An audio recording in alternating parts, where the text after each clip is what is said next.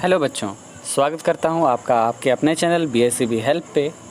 जैसा कि अभी आप जान रहे हैं, हम पोइट्री के 7th lesson the sleeping Potter को पढ़ रहे हैं और इसके राइटर लक्ष्मी प्रसाद देवकोटा हैं।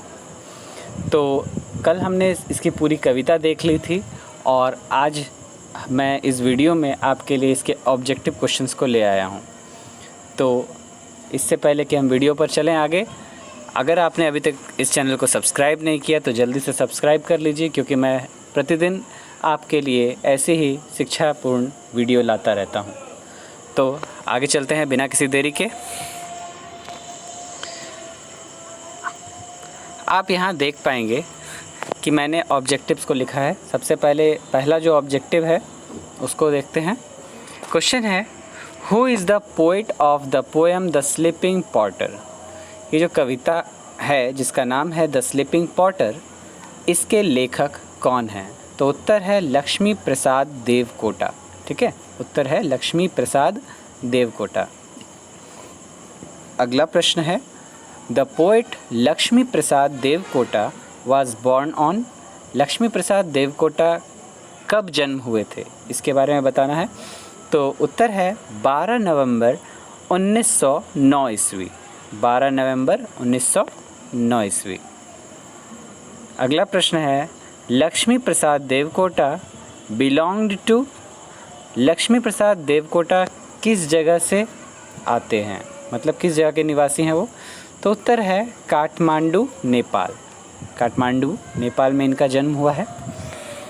अगला प्रश्न है, इन 1929 1929 ईस्वी में Lakshmi Prasad Devkota obtained a bachelor of arts degree from. Lakshmi Prasad Devkota ने अपनी बैचलर ऑफ आर्ट्स मतलब BA की डिग्री जो है कहाँ से प्राप्त की? तो इसका उत्तर है पटना यूनिवर्सिटी से, जो कि बिहार में स्थित है।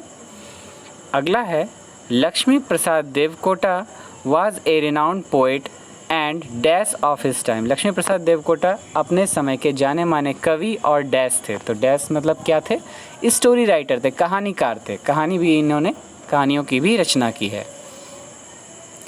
अगले क्वेश्चन पर आते हैं, who preceded over the first national poetry festival of Nepal. किसने पहले नेपाल में होने वाले पहले राष्ट्रीय कवि सम्मेलन की अध्यक्षता की थी? तो ये थे लक्ष्मी प्रसाद देवकोटा जी, इन्होंने ही जो है नेपाल में होने वाले पहले कवि सम्मेलन की स्थापना, मतलब राष्ट्रीय स्तर पर जो कवि सम्मेलन हुआ था उसकी अध्यक्षता इन्होंने की थी। अगले प्रश्न की ओर आते हैं, who organise the first national poetry festival of Nepal. किस संस्था ने नेपाल में पहला नेशनल पोएट्री मतलब राष्ट्रीय कवि सम्मेलन मतलब कि उसको शुरू किया था? किस संस्था ने? तो ये थी नेपाली साहित्य परिषद ने। नेपाली साहित्य परिषद ने ये काम किया था। अगला प्रश्न है, when was the first national poetry festival of Nepal organised. Nepal का पहला राष्ट्रीय कवि सम्मेलन कब हुआ था? तो ये हुआ था 1948 में, इन 1948। यहाँ पर ये आपको नहीं दिख रहा होगा, मैंने बता दिया, 1948 में हुआ था ये पहला राष्ट्रीय कवि सम्मेलन। ठीक है, आते हैं अगले पेज की ओर।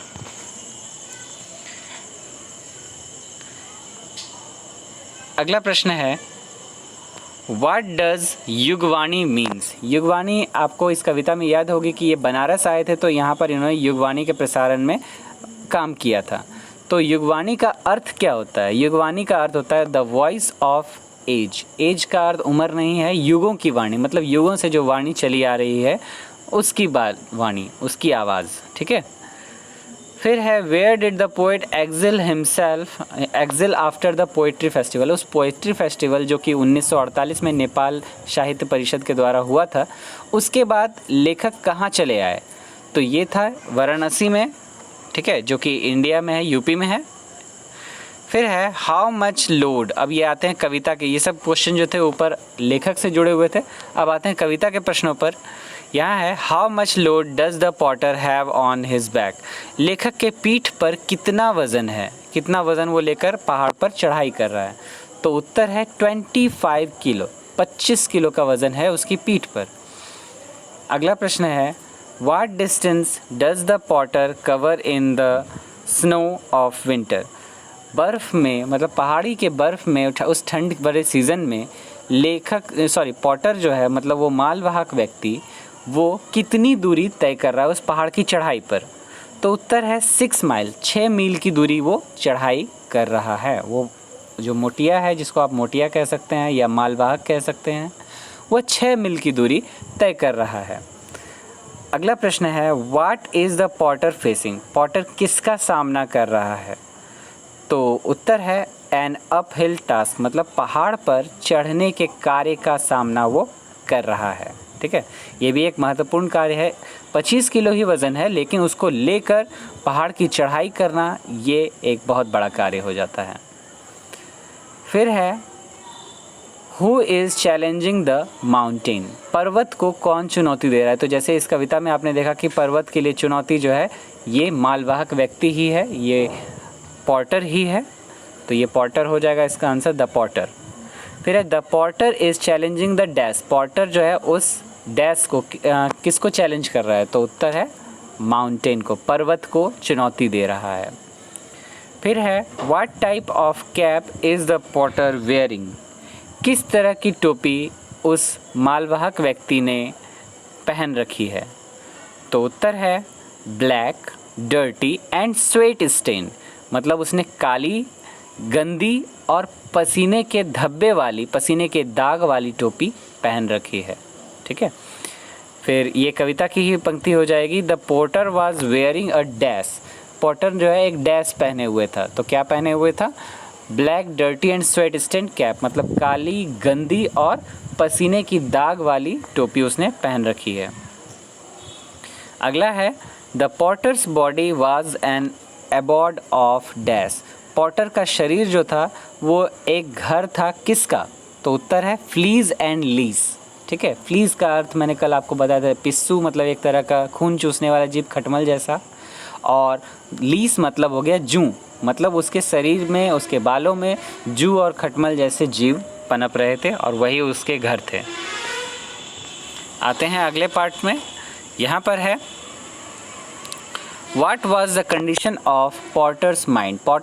पॉटर जो था, मालवाहक जो व्यक्ति था, उसके मनोस्थिति क्या थी, उसके मन की स्थिति क्या थी? तो डल मतलब उसका दिमाग जो है उतना तेज़ नहीं था, सुस्त दिमाग था, क्योंकि एक काम करने वाला व्यक्ति जो कि समय पर उसे खाना नहीं मिलता, तरह की न्यूट्रिशंस नहीं मिलती हैं, तो इस स्थिति में कैसे किसी व्यक्ति का मस्तिष्क विकास कर सकता है? ये संभव ही नहीं है, इसीलिए उसका दिमाग सुस्त था। अगला प्रश्न है, what does his body emit? उसके शरीर से क्या निकल रहा था? तो सल्फर लाइक सावर स्मेल, मतलब कि गंधक के जैसी खट्टी गंध निकल रही थी उससे। गंधक जैसा खट्टा महकता है, वैसे इसकी खट्टी गंध थी। फिर है, what is there on the Cliff?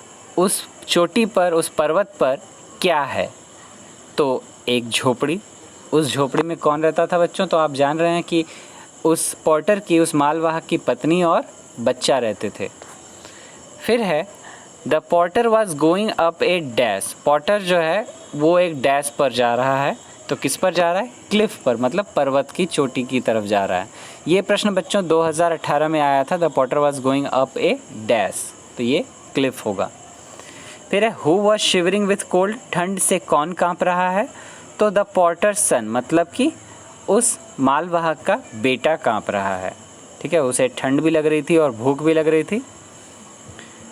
अगला है, the potter's son shivering with cold and was dash. Potter का बेटा जो है ठंड से काँप रहा था और वह डैश था। डैश मतलब क्या था? भूखा था, वो उसे भूख लगी हुई थी। ठीक है, अगला है, the potter's son's mother was searching for, मतलब पॉटर के बेटे की माँ, मतलब पॉटर की पत्नी। ठीक है, यहाँ पर वैसे कविता में डायरेक्ट नहीं कहा है कि पॉटर की पत्नी, वहाँ पर मदर डायरेक्ट कहकर पुकारा है। तो मदर जो है उस बच्चे की माँ है, मतलब पॉटर की पत्नी है। तो पॉटर की पत्नी मतलब उस बच्चे की माँ क्या तलाश रही है? तो वो नेटल्स एंड वाइन्स, मतलब कि लताएं और कुछ खाने की चीज़ें तलाश रही हैं, जिससे वो अपने बच्चों के लिए कुछ पका सके, कुछ खिला सके उन्हें। फिर है, who is the hero of the mountain? पर्वत का हीरो मतलब पर्वत का विजेता कौन है? तो इसका उत्तर है द पॉटर, मतलब वो मालवाहक व्यक्ति ही पर्वत का विजेता है। ठीक है। फिर है who is the conqueror of the nature, प्रकृति का विजेता कौन है? तो यहाँ पर भी आप देख सकते हैं द पॉटर, पॉटर ही है जो कि प्रकृति का भी विजेता है।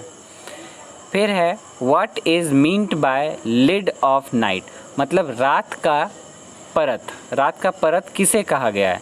The night as a cover, मतलब रात को ही रात का परत कहा गया है। मतलब यहाँ पर आप कह सकते हैं तारों को कहा गया है, यहाँ पर स्टार्स भी आप लिख सकते हैं, स्टार्स एज ए कवर, मतलब तारा जो है वो पॉटर के ऊपर था टिमटिमाते हुए, जो उसके लिए एक छाया का काम, उसके लिए एक आश्रय का काम कर रहा था। वो आसमान की छांव के नीचे बेसुध होकर लेट गया और सो गया। और आखिरी के प्रश्न यहाँ है। प्रश्न है कि at the end of the poem the potter was in deep dash, कविता के अंत में जो पॉटर था, मालवाहक व्यक्ति था, वो एक गहरी डैश में चला गया। तो गहरी निद्रा में, निंद्रा होती है यहाँ पर, स्लम्बर का अर्थ होता है झपकी, निंद्रा नहीं होता है, लेकिन उसे गहरी झपकी अगर लगती है तो गहरी झपकी नहीं होती, वो नींद बन जाती है, तो वो नींद ही कह सकते हैं इसको आप। फिर है who is raining over the rich kingdom of sleep, नींद की गहरी दुनिया पर किसने विजय प्राप्त की है? तो उत्तर है पॉटर ने। पॉटर ने सारी मुश्किलों को भूल गया और वह जो है नींद की दुनिया में खो गया, मतलब सारी भूख तकलीफ़ हर एक चीज़ को वो भूलकर नींद की दुनिया में, नींद के आगोश में चला गया। और आखिरी है in this poem the poet talks about the difficult life of Potter in the dash, इस कविता में लेखक जो है मालवाहक व्यक्ति के जीवन के बारे में बात करते हैं, जो कहाँ बिता रहा है? पर्वत पर, पर्वत पर वो अपने जीवन को बिता रहा है, और उसके इसी जीवन के बारे में कवि इस कविता में चर्चा कर रहे हैं। तो बच्चों ये जो थे ये सारे के सारे ऑब्जेक्टिव्स थे, और साथ ही साथ इसी में आपके जो बुक का शॉर्ट क्वेश्चन आंसर है वो भी छिपा हुआ है, मतलब इन्हीं 31 क्वेश्चन में 10 क्वेश्चन वो भी हैं जो कि बुक के शॉर्ट क्वेश्चंस में हैं। ठीक है, वो मैंने इसी में सम्मिलित कर दिए हैं। कल की वीडियो में मैं आपके लिए जो है इसके लॉन्ग क्वेश्चन आंसर, बुक के कंप्रीहेंशन पैसेज वगैरह जो भी हैं वो, और बाकी जो भी चीज़ें जुड़ी होंगी वो मैं लेकर आपके सामने दोबारा हाजिर हो जाऊंगा।